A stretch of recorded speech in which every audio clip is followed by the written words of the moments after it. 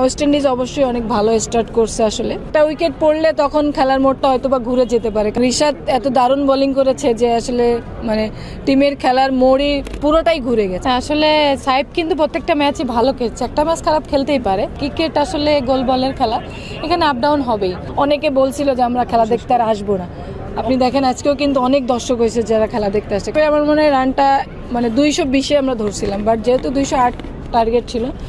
আর ওরা West Indies অবশ্যই অনেক ভালো স্টার্ট করছে আসলে, তো ভয় লাগেনি। বাট আমি ছিল যে একটা উইকেট পড়লে তখন খেলার মোড়টা হয়তো বা ঘুরে যেতে পারে, কারণ ব্যাক টু ব্যাক উইকেট পড়ে গেছে।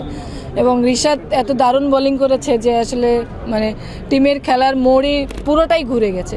পুরো প্রথম 5 উইকেটই ও নিয়ে নিয়েছে, তো ভয় পাইনি। বাট খেলায় তো হার জিত থাকবে। আসলে এশিয়া কাপের পরে আসলে এশিয়া কাপে বাংলাদেশ দারুণ করেছে, যদিও লাস্টের 2 ম্যাচে আসলে সেভাবে পারফর্ম করতে পারেনি, ক্লোজ ম্যাচ হেরেছে।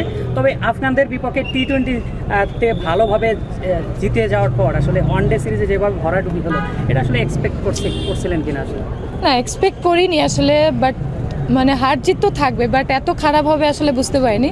বাট তারপরেও যেহেতু ওয়েস্ট ইন্ডিজ আসছে, কামব্যাক করছে, আসলে আমার মনে হয় এখান থেকে আবার ভালো স্টার্টটা শুরু হয়েছে, যেহেতু কন্টিনিউ ভালো করবে ইনশাল্লাহ। ওপেনার্স নিয়ে আসলে বরাবরের মতোই সমস্যা থেকে যায়। পারভেজ হোসেন, ইমন, তানজিদ হাসান, তামিমকে দিয়ে দীর্ঘদিন পরীক্ষামূলক খেলানো হলো, যদিও তারা ভালো কোর্স করছিল, তবে সম্প্রতি তারা ধারাবাহিকভাবে ব্যর্থ। এবার সৌম্যকে সুযোগ দেওয়া হলো, সৌম্য এবং সাইফ দুজনই তো ব্যর্থ হলেন। আমাদের ওপেনার যে ব্যাকফুটে থাকে, তারা খেলতে পারছে না, দীর্ঘদিন ব্যর্থ। ওপেন সমস্যা নিয়ে আসলে ভাবছেন কিনা? আসলে সাইফ কিন্তু প্রত্যেকটা ম্যাচই ভালো খেলছে, একটা ম্যাচ খারাপ খেলতেই পারে। এবং সৌম্য অনেকদিন পরে ওডিআই সিরিজে আসছে, তো একটু সময় দেন, মনে হয় ভালো করবে। এবং আমাদের ওপেনাররা ভালো করছে, বাট হয়তো বা আপনি যেটা বললেন যে কন্টিনিউ পারফর্ম করতে পারছে না। আসলে কোনো টিমেরই প্লেয়ার আপনি ওপেনার দেখেন কন্টিনিউ পারফর্ম করতে পারে না। হ্যাঁ, মাঝে মধ্যে গ্যাপ খারাপ ভালো যাবেই, এটা নিয়েই ক্রিকেট খেলতে হবে, এটা নিয়েই চলতে হবে আমাদেরকে। তো তারপরও আমরা চেষ্টা করি ভালো খেলার জন্য। আসলে যখন হয় না তখন আমরা অনেক কিছু বলি, যখন আবার হয় তখনও আমরা মিডিয়া অনেক উপরে উঠাই দিই। আসলে এটা না, এটা মানে ক্রিকেটের জন্য আমি মনে করি আপনারা সবসময় ক্রিকেটকে সাপোর্ট করেন। ভালো খেলি আর খারাপ খেলি আপনারা যদি সাপোর্ট করেন, তাহলে কিন্তু আমরা ভালো খেলবো আরও। এই যে অনেকে অনেক ইমোশনাল হয়ে যায়, স্বাভাবিক, এটা আমরাও হই মাঝে মধ্যে। লো স্কোরিং ম্যাচ আসলে মিরপুর মাঠে এটাই হয়। পিচ নিয়ে কি বলবেন? না, আসলে পিচ নিয়ে আমার কিছু বলার নেই, কারণ আমি তো আসলে পিচ দেখিনি। কারণ ডমিঙ্গো আসার পরে আজকেই ফার্স্ট খেলা হলো এই উইকেটে, ডমি হ্যামিং। তো আসলে এটা নিয়ে আসলে আমি বলতে চাচ্ছি না কিছু, কারণ যেহেতু আমি জানিই না কিছু এটার বিষয়ে। না, এটা নিয়ে আসলে অনেক আগে থেকেই কথা হচ্ছিল, যেহেতু এখন নতুন কমিটি আসছে, সিদ্ধান্ত নিয়েছে। অনেক ভালো লাগছে যে না, অন্তত তারা চিন্তা করেছে ক্রিকেট নিয়ে, যে ছেলেদের পাশাপাশি মেয়েদেরটাও সেম করা উচিত।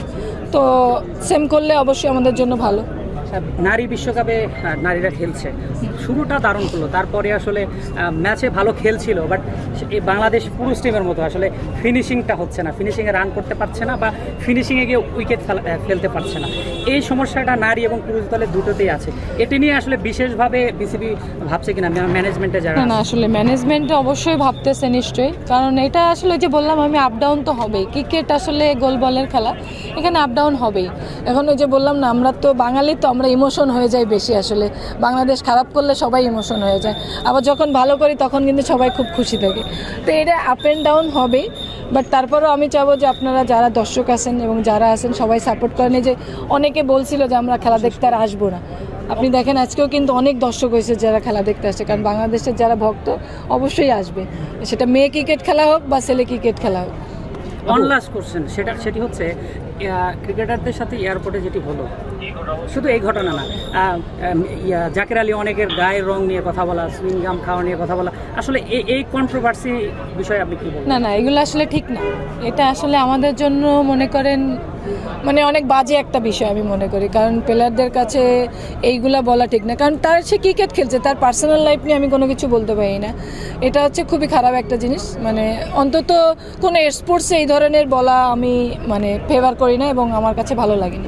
মানে নারীরা তো খেলছে ওখানে, জ্যোতি আপু দেখছি যে রান পাচ্ছে না, ওনার আসলে কোন জায়গাগুলোতে সমস্যা হচ্ছে, অন্যদের রানে নেই?